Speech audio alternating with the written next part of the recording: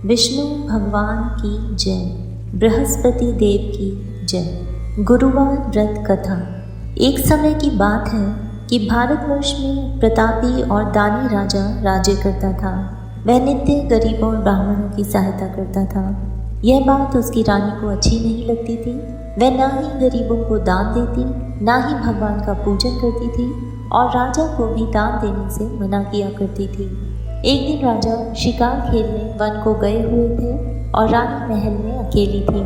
उसी समय बृहस्पति देव साधु वेश में राजा के महल में भिक्षा के लिए गए और भिक्षा मांगी। रानी ने भिक्षा देने से मना किया और कहा, हे साधु महाराज, मैं तो दान पुण्य से तंग आ गई हूँ। मेरा पति सारा धन लुटाते रहते हैं। मेरी तो इच्छा है कि हमारा धन नष्ट हो जाए।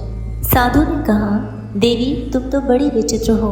धन और संतान तो सभी चाहते हैं। यदि तुम्हारे पास अधिक धन है तो भूखों को भोजन दो, प्यासों के लिए प्याऊ बनवाओ, मुसाफिरों के लिए धर्मशालाएं खुलवाओ। जो निर्धन अपनी कुंवारी कन्याओं का विवाह नहीं कर सकते, उनका विवाह करा दो।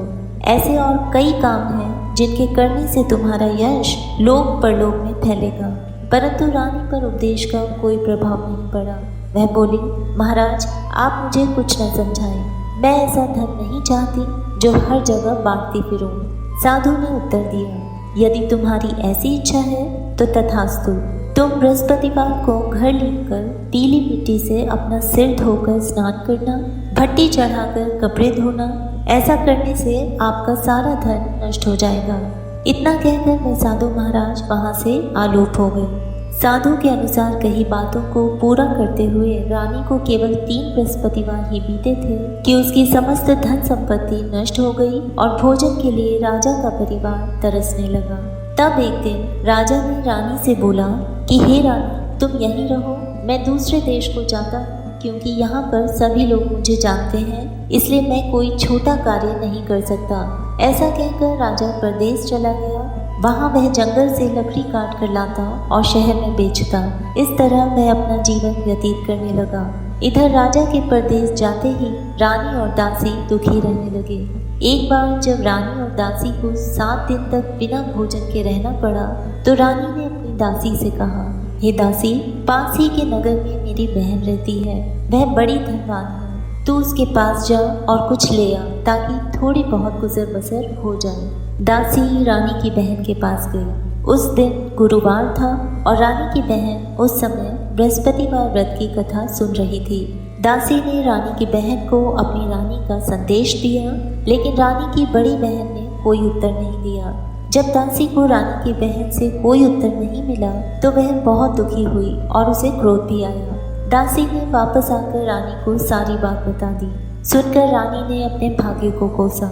उधर रानी की बहन ने सोचा कि मेरी बहन की दासी आई थी, परंतु मैं उससे नहीं बोली, इससे वह बहुत दुखी हुई होगी।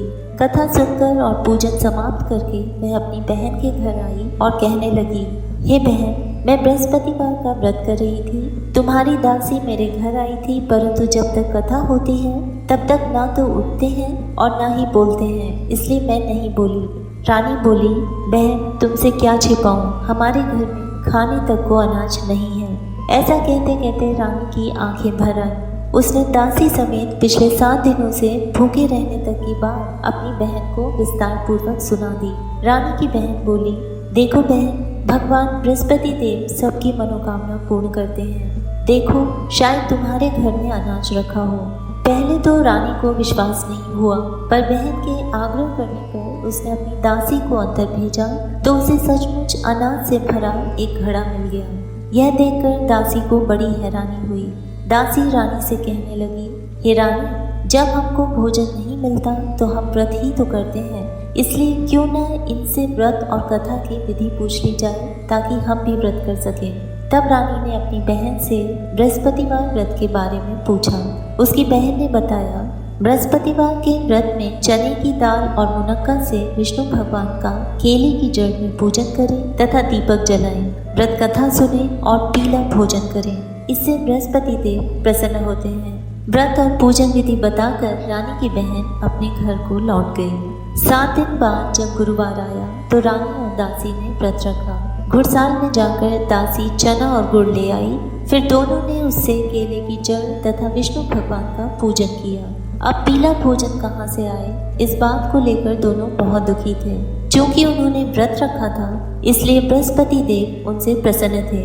इसलिए वे एक साधारण व्यक्ति का रूप धारण कर 2 थालों में सुंदर पीला भोजन दासी को दे गए। भोजन पाकर दासी प्रसन्न हुई और फिर रानी के साथ मिलकर भोजन ग्रहण किया।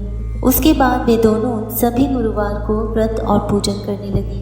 बृहस्पति भगवान की कृपा से उनके पास फिर से धन संपत्ति आ गई, परंतु रानी फिर से पहले की तरह आलस्य करने लगी। तब दासी बोली, देखो रानी, तुम पहले भी इस प्रकार आलस्य करती थी। तुम्हें धन रखने में कष्ट होता था, इस कारण सभी धन नष्ट हो गया था, और अब जब भगवान बृहस्पति की कृपा से धन मिला है तो तुम्हें फिर से आलस्य हो रहा है। रानी को समझाते हुए दासी कहती है कि बड़ी मुसीबतों के बाद हमने यह धन पाया है, इसलिए हमें दान पुण्य करना चाहिए, भूखे मनुष्यों को भोजन कराना चाहिए और धन को शुभ कार्यों में खर्च करना चाहिए, जिससे तुम्हारे कुल का यश बढ़े, स्वर्ग की प्राप्ति हो और तुम्हारे पितृ प्रसन्न हो। दासी की बात मानकर रानी अपना धन शुभ कार्यों में खर्च करने लगी, जिससे पूरे नगर में उसका यश फैलने लगा। उधर राजा लकड़हारे के रूप में अपना जीवन व्यतीत कर रहा था। एक दिन दुखी होकर जंगल में एक पेड़ के नीचे वह आसन जमाकर बैठ गया और अपनी दशा को याद करके व्याकुल होने लगा। बृहस्पतिवार का दिन था। एकाएक उसने देखा कि निर्जन वन में एक साधु प्रकट हुए। वह साधु वेश में स्वयं बृहस्पति देवता थे। लकड़हारे के सामने आकर वह बोले, हे लकड़हारे, इस सुनसान जंगल में तू चिंता मग्न क्यों बैठा है? लकड़हारे ने दोनों हाथ जोड़कर प्रणाम किया और उत्तर दिया, महात्मा जी, आप सब कुछ जानते हैं, मैं क्या कहूँ। यह कहकर लकड़हारा रोने लगा और साधु को अपनी आत्मकथा सुनाई। साधु ने कहा, तुम्हारी स्त्री ने बृहस्पति के दिन बृहस्पति भगवान का निरादर किया था, जिसके कारण रुष्ट होकर उन्होंने तुम्हारी यह दशा कर दी। अब तुम चिंता को दूर करके मेरे कहने पर चलो तो तुम्हारे सब कष्ट दूर हो जाएंगे और भगवान पहले से भी अधिक संपत्ति देंगे। तुम बृहस्पति के दिन कथा किया करो। 2 पैसे के चने मुनक्का लाकर उसका प्रसाद बनाओ और शुद्ध जल से लोटे में शक्कर मिलाकर अमृत तैयार करो। कथा के पश्चात अपने सारे परिवार और सुनने वाले भक्तों में अमृत व प्रसाद बांटकर आप भी ग्रहण करो। ऐसा करने से भगवान तुम्हारी सब मनोकामनाएं पूरी करेंगे। साधु के ऐसे वचन सुनकर लकड़हारा बोला, हे प्रभु, मुझे लकड़ी बेचकर इतना पैसा नहीं मिलता जिससे भोजन के उपरांत कुछ बचा सकूं। मैंने रात्रि में अपनी स्त्री को व्याकुल देखा है। मेरे पास कुछ भी ऐसा नहीं जिससे मैं उसकी खबर मंगा सकूं। साधु ने कहा, हे लकड़हारे, तुम किसी भी बात की चिंता मत करो। बृहस्पति के दिन तुम रोजाना की तरह लकड़ियां लेकर शहर को जाओ।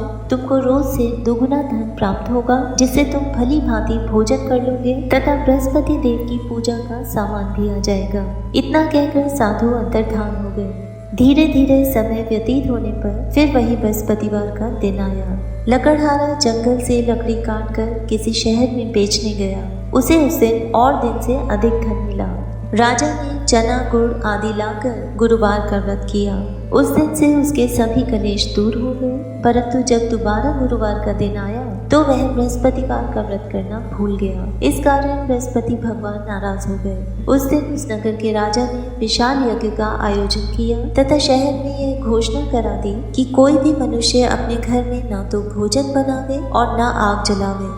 समस्त जनता मेरे यहाँ भोजन करने आए। इस आज्ञा को जो न मानेगा उसे फांसी की सजा दी जाएगी। इस तरह की घोषणा संपूर्ण नगर में करवा दी गई। राजा की आज्ञा अनुसार शहर के सभी लोग भोजन करने गए, लेकिन लकड़हारा कुछ देर से पहुंचा, इसलिए राजा उसको अपने साथ घर लिवा ले गए और ले जाकर भोजन करा रहे थे तो रानी की दृष्टि उस खूंटी पर पड़ी जिस पर उसका हार लटका हुआ था।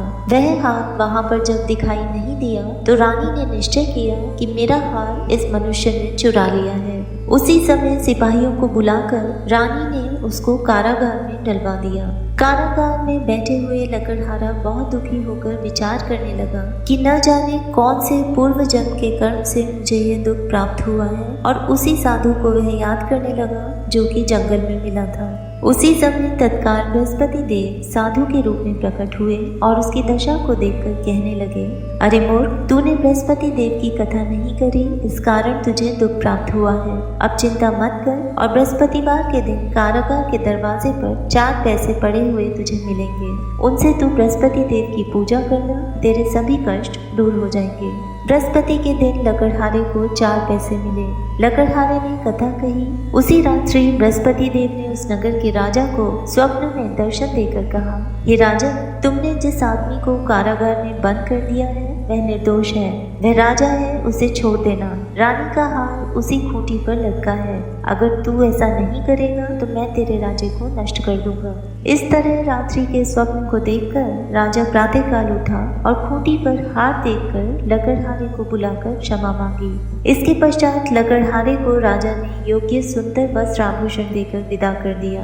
बृहस्पति देव की आज्ञा अनुसार लकड़हारा अपने नगर को चल दिया। राजा जब अपने नगर के निकट पहुंचा तो उसे बड़ा आश्चर्य हुआ।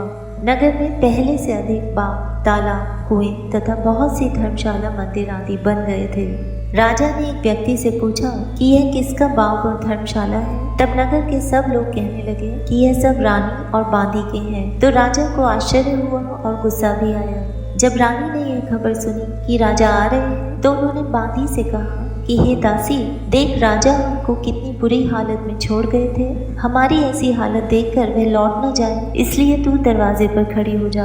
आगे अनुसार दासी दरवाजे पर खड़ी हो गई और जब राजा आए तो उन्हें अपने साथ लिवा लाई। तब राजा ने क्रोध करके अपनी रानी से पूछा कि यह धन तुम्हें कैसे प्राप्त हुआ है। तब रानी ने उत्तर दिया, हमें यह सब धन बृहस्पति देव के इस व्रत के प्रभाव से प्राप्त हुआ है। रानी की बात सुनकर राजा ने निश्चय किया कि 7 रोज बाद तो सभी बृहस्पति देव का पूजन करते हैं, परंतु मैं प्रतिदिन दिन में 3 बार कहानी तथा रोज व्रत किया करूंगा। अब हर समय राजा के दुपट्टे में चने की दाल बनी रहती तथा दिन में 3 बार वह कहानी कहता। एक रोज राजा ने विचार किया कि चलो अपनी बहन के यहाँ हो आए। इस तरह निश्चय कर राजा घोड़े पर सवार होकर अपनी बहन के यहाँ को चलने लगा। मार्ग में उसने देखा कि कुछ आदमी मुर्दे को लेकर जा रहे हैं। उन्हें रोककर राजा कहने लगा, अरे भाई, मेरी बृहस्पति देव की कथा सुन लो। वे बोले, लो, हमारा तो आदमी मर गया है, इसको अपनी कथा की पड़ी हुई है। परंतु कुछ आदमी बोले, अच्छा कहो, हम तुम्हारी कथा भी सुनेंगे।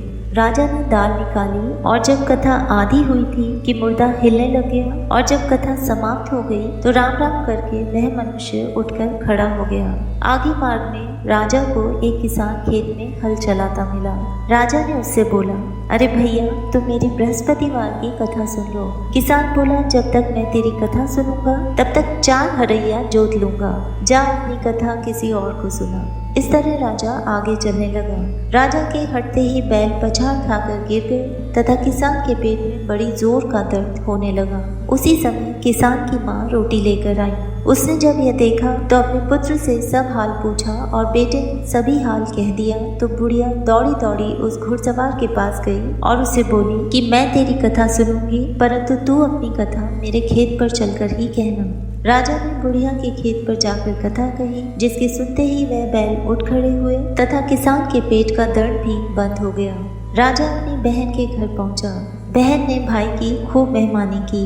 दूसरे रोज प्रातःकाल राजा जागा तो वह देखने लगा कि सब लोग भोजन कर रहे हैं। राजा ने बहन से पूछा, ऐसा कोई मनुष्य है जिसने भोजन नहीं किया हो और जो मेरी बृहस्पतिवार की कथा सुन ले? बहन बोली, हे भैया, यह देश ऐसा ही है कि पहले यहाँ लोग भोजन करते हैं, बाद में अन्य काम करते हैं। अगर कोई पड़ोस में हो तो देखा। वह ऐसा कहकर देखने चली गई, परंतु उसे कोई ऐसा व्यक्ति नहीं मिला जिसने भोजन न किया हो। अतः वह एक कुम्हार के घर गई जिसका बेटा बीमार था। उसे मालूम हुआ कि उनके यहाँ 3 रोज से किसी ने भोजन नहीं किया है। रानी ने अपने भाई की कथा सुनने के लिए कुम्हार से कहा और वह तैयार हो गया। राजा ने जाकर बृहस्पतिवार की कथा कही। उसको सुनकर उसका बेटा ठीक हो गया और अब तो राजा की प्रशंसा होने लगी। एक रोज राजा ने अपनी बहन से कहा, हे बहन, अब मैं अपने घर को जाऊंगा, तुम भी तैयार हो जाओ। राजा की बहन ने अपनी सास से कहा। सास ने कहा, हाँ चली जाओ, परंतु अपने पुत्रों को मत ले जाना, क्योंकि तेरे भाई के यहाँ कोई भी संतान नहीं है। बहन ने अपने भैया से कहा, हे भैया, मैं तो चलूंगी पर कोई बालक नहीं जाएगा। राजा बोला, जब कोई बालक ही नहीं जाएगा तब तुम भी क्या करोगी। बड़े दुखी मन से राजा अपने नगर को लौट आया। राजा ने अपनी रानी से कहा, हम निर्वंशी हैं, हमारा मुंह देखने का धर्म नहीं है और राजा ने कुछ भोजन आदि नहीं किया। रानी बोली, हे प्रभु, बृहस्पति देव ने हमें सब कुछ दिया है, वह हमें संतान भी अवश्य देंगे। उसी रात बृहस्पति देव ने राजा को स्वप्न में दर्शन देकर कहा, हे राजा उठ, सभी सोच त्याग दे, तेरी रानी गर्भ से है। राजा को यह बात सुनकर बड़ी खुशी हुई। 9वें महीने में रानी के गर्भ से एक सुंदर पुत्र पैदा हुआ। तब राजा बोला, हे रानी, स्त्री बिना भोजन के रह सकती है पर बिना कहे नहीं रह सकती। जब मेरी बहन आए तो उससे कुछ मत कहना। रानी ने सुनकर हाँ कर दिया। जब राजा की बहन ने यह शुभ समाचार सुना तो वह बहुत खुश हुई तथा बधाई लेकर अपने भाई के यहाँ आई। तब रानी ने कहा, घोड़ा चढ़कर तो नहीं आई, गधा चढ़ी आई। राजा की बहन बोली, भाभी, मैं इस प्रकार न कहती तो तुम्हें संतान कैसे मिलती। इसके पश्चात राजा और रानी ने राजा की बहन के साथ आनंद पूर्वक भोजन ग्रहण किया। बृहस्पति देव ऐसे ही हैं, जैसी जिसके मन में कामनाएं हैं सभी को पूर्ण करते हैं। जो सद्भावना पूर्वक बृहस्पतिवार का व्रत करता है तथा कथा पढ़ता या सुनता है अथवा दूसरों को सुनाता है, बृहस्पति देव उसकी सभी मनोकामना पूर्ण करते हैं। सच्ची भावना से रानी और राजा ने उनकी कथा का गुणगान किया था तो उनकी सभी इच्छाएं बृहस्पति देव जी ने पूर्ण की थी। इसलिए पूर्ण कथा सुनने के बाद प्रसाद लेकर जाना चाहिए। हृदय से उनका मनन करते हुए जयकारा बोलना चाहिए। बोलिए बृहस्पति देव की जय, भगवान विष्णु की जय।